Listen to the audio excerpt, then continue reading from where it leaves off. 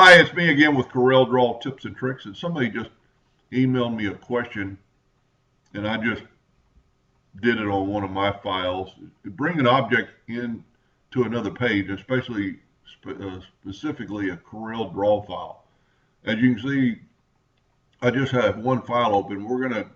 The easiest, there's three ways to do it that I know of, would be to import it, and we're going to go to where it is, and we're going to type in this guitar, and then I just put it in there, and then I can put it on my plywood and cut it out.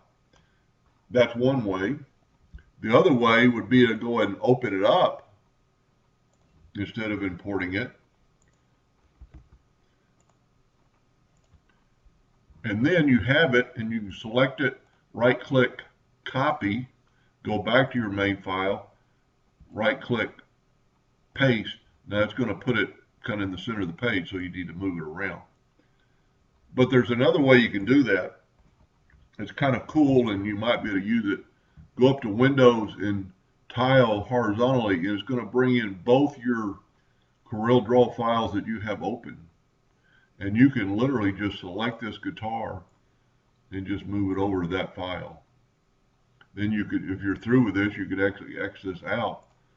And there's that file in that file, and then you could save it and put whatever amount of copies you need to put in there.